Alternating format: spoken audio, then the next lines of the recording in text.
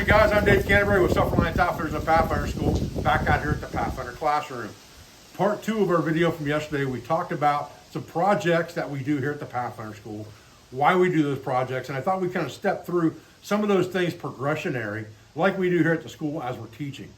And so, one of the things we talked about yesterday was the pack frame, and we made a cargo net for this pack frame yesterday, and we packed up a load on this frame using that net. So backing up from that, we're going to back into, this frame is something that we do at the Bushcraft 101 level. It's something that we also do at the intermediate level. And depending on the class that you're in, you take this frame further as you go. So at the Bushcraft 101 level, you would make this frame and you would learn to attach a load to this frame using what's called a diamond hitch. And then you would graduate to the net at an intermediate level. And then at an advanced level, you would use that same net to make things like a raised bed. I'll put some footage on here of that raised bed from our last advanced class, and you can see what I'm talking about. Same concept, except larger and something you could sleep on. So now, and then again, with the net, you would take that one step further in something like advanced bushcraft or the rope clinic, or possibly a primitive trapping class where you learn to actually make net with a weaver's knot or a sheep bend knot and make actual fishing nets. So what we're going to do today is we're going to start with this pack frame. We're going to go ahead and tie a diamond hitch on this load and show you how that's done. And then we're going to back up to the pack frame a little bit, talk about this square lash and how this pack frame is constructed, and talk about the medium that we use for making straps. So one thing you need to understand, I guess, or that is good to understand about the Pathfinder School is we use 3 different mediums of cordage basically here at the Pathfinder School. We use bank line, number 36 bank line, and sometimes we use number 12 as well, depending on what we're doing. But bank line is our expendable medium of cordage. It's the stuff that we just cut it, tie it, burn it, forget it, no worries. We use paracord, and we use a cordage management system for that paracord, so that the paracord is cut in certain lengths for certain tasks, and it can be combined or used multifunctionally depending on the length that it's cut. In this case, we have a modified ridgeline here. It's a little bit short, and it doesn't have the prussics on it for our rapid deployment ridgeline, but it's going to work the same way today, for our diamond hitch. And then we would use some type of webbing material or mule tape, which is also a tubular style webbing. It's just used for a different purpose to make things like pack frames, raised beds, hanging improvised hammocks, those sorts of things. So those are the 3 types of cordage medium that we use. And we're going to use all 3 of those today with this pack frame project. Again, everything becomes skills within a skill to teach you lots of mini lessons within one skill set. So first of all, let's talk about putting a diamond lash on this pack to put our load on the pack. All right, so this is our pack frame, and the bottom are the longer runners. And then our rungs stick out to give us 6 tie-off points. Another advantage to this pack is 6 tie-off points are already on the pack. They don't have to be connected by toggles or anything like that. We're going to take our load, and we want our load to shed water. So the fold is going to be at the top so that water will shed off the pack. And we'll set that in the center of our pack. And now we're going to take our rapid deployment ridge line. And again, this is just a makeshift one because it's not as long and it doesn't have the 2 prussic loops on it. But this is what we would use in conjunction with this pack to lash it to our system. So we don't have to have an extra piece of cordage for that. We're using something we already have. Okay, so what we would keep inside this roll would be our blanket, our pad if we're carrying one, our tarp, in this case a 10 by 10 oilcloth, and then possibly some food that we're going to cook in camp later. Not snacks that we're going to eat on the trail, but something we're going to eat later on. And then possibly cookware, like a pan or something like that we may have that we're only going to need at a stopped designated location. Then anything that we're going to need on the fly, possibly a headlamp if we get to camp at night, possibly a compass, possibly a water bottle, those type things, snacks would be carried outside of this system in either a haversack or a makeshift haversack made from a shamag. And we'll talk about how multifunctional that piece of gear is in another video. Okay, so the way we're going to attach this is with our rapid deployment ridgeline. We're not carrying something extra. We're using what we already have. When we get to camp, we take this off first to untie the load. We put up our ridge line, our tarp and things are ready to go. So what we're going to do is we're going to hook this on one of the center rungs, the bowline loop end. We're going to come around to the other center rung and we're going to pull that tight as we go, keeping everything as tight as possible. And then we're going to come all the way around to that center rung again on the back side, Zahn. And you can see we've wrapped around that again. And now we're going to come up over the top of this rung and around the back side and pull down on this corner. Zahn, you're right in the way, buddy. You got to get out of here. Go on. Now we're going to wrap this center line 3 to 4 times and come up through that center line with our cordage. And this is going to give us our diamond in our hitch when we're done. We're going to come right back up and go around this rung and back around this side, just like this. And that's going to secure that corner. We'll come around this stick out here, come down, around the next stick out here, around the back of the rung, and up. And we'll take that through our diamond, just like this, and pull that down. Now we've got our diamond in the middle. Now we're going to come up, catching our corner through this other loop, just like this. And now we've got a full diamond hitch on this pack frame. All we have to do now is tie this off. And I just take a couple of wraps to hold it tight so that I can get a clove hitch in here. Kind of difficult to do this with one hand here, trying to hold things at the same time, but it can be done. Reach through that X. Zahn, you're driving me nuts, buddy. You're gonna lay on the table, huh? Okay. Once we pull this loop through the X, just like this, we now have a clove hitch there. Getting that stop knot through there can be difficult. We now have a clove hitch there that we can just scoot up tight and wrench down on to keep that tight. Then we can do whatever we want with the excess cordage. What I generally do is just come across the bottom here in kind of an X fashion like this, eat up the rest of that cordage, and then I'll just tie it off here. Make a couple of wraps and put a half hitch in there. I can make it slippery if I want to, just like that. Just tuck it up underneath the pack. It's not a big deal. Now, I've got a diamond hitch on my load. Again, this is the top, this is the bottom, and I'm ready to put my straps on. All right, so we've got our load tied down now. Let's discuss putting pack straps on this pack. There's a couple different ways you can do it. Both of them are going to utilize the same connection. One thing that we can do is we can use our piece of webbing. And in our intermediate class, we carry 2 pieces of this webbing that are about 15 foot, which gives us enough for an improvised hammock, 1 to each tree. For this application, you're going to take 1 piece of that 15-foot webbing and divide it in half. And you're just going to come over the top of the center top rung, and you're going to put a lark's head in that, just like this.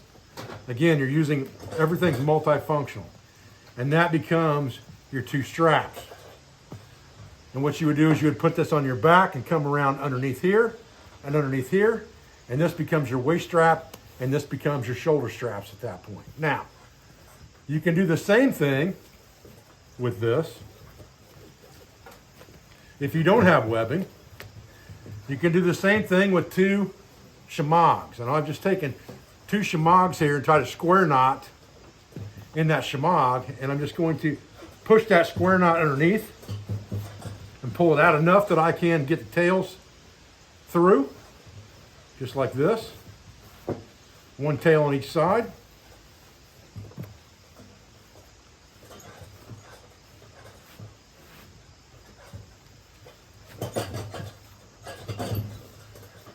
And this now becomes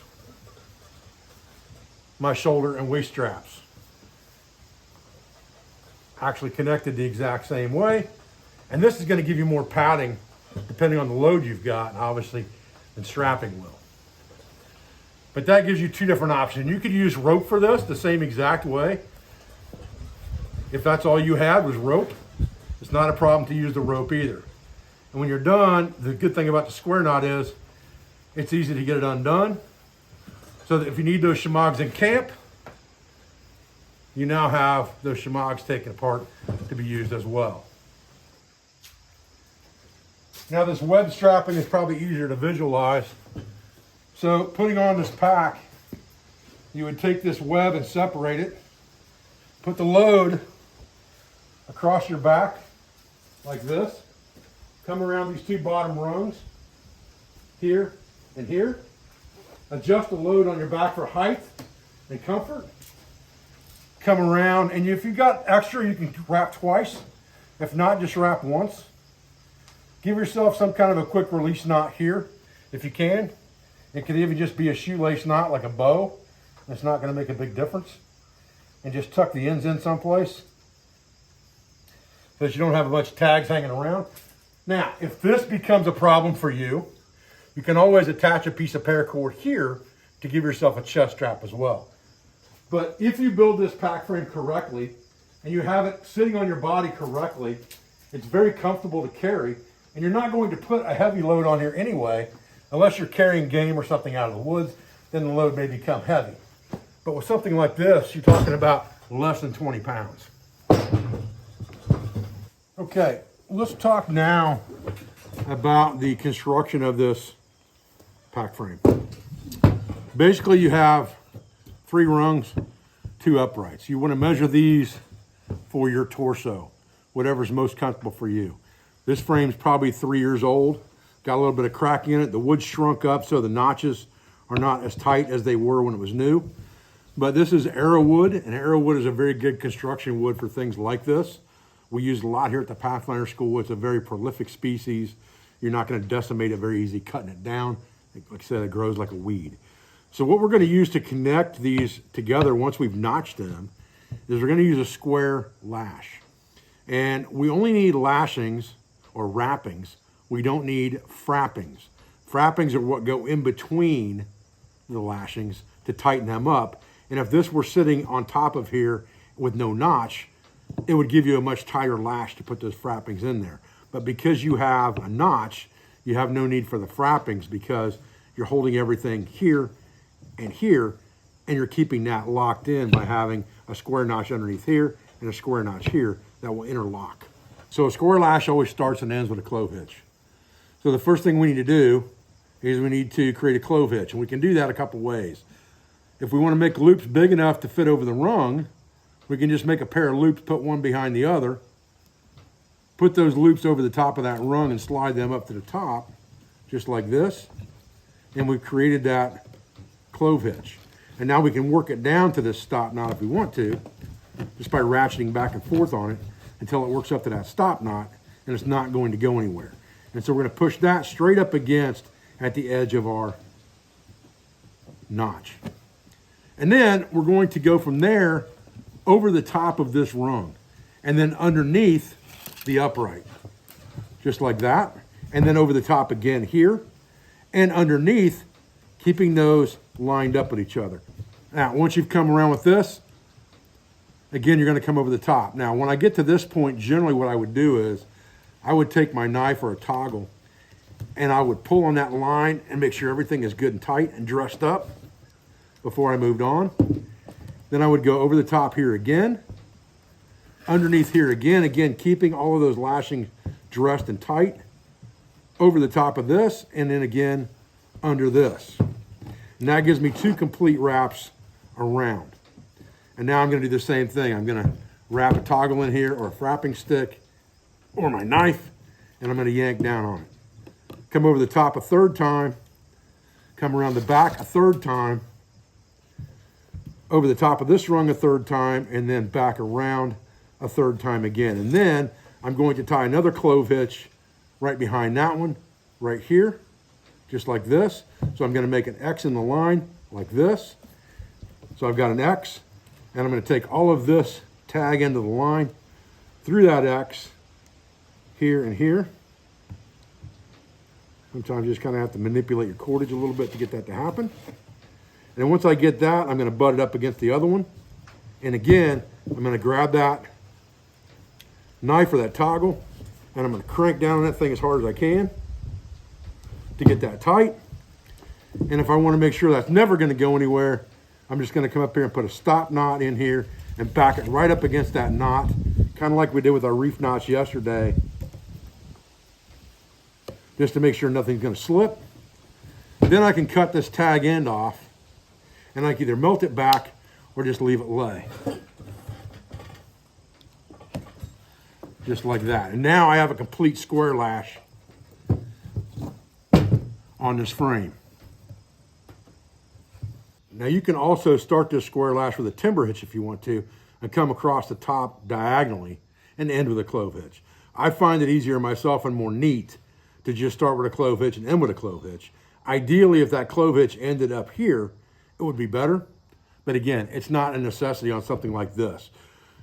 You can also have extra wraps around the rung. So you're wrapping 3 here, 3 here, 3 here, and you've got 3 here and 3 here. Again, not necessary. To make an actual square lash, you just need 3 wraps on this rung, 3 wraps on this rung, and then whatever wraps it takes to make your finishing and starting knots, and that's enough. Anything else is a modified square lash, and it can be more secure for something that is heavily structural, but for a pack frame, it's just extra cordage you really don't need to use. Okay, so in part 2, we have discussed loading the pack frame and using a diamond hitch versus a net. We've talked about the construction of the pack frame. We've talked about the lashings of the pack frame. So there's lots of lessons within that pack frame, and that's one of the reasons we use it here at the school. It teaches different lashings, different knots, different techniques and hitches for attaching loads. It teaches simple net making, and then it teaches the use of 2 to 3 different types of cordage, all within the same project for different applications.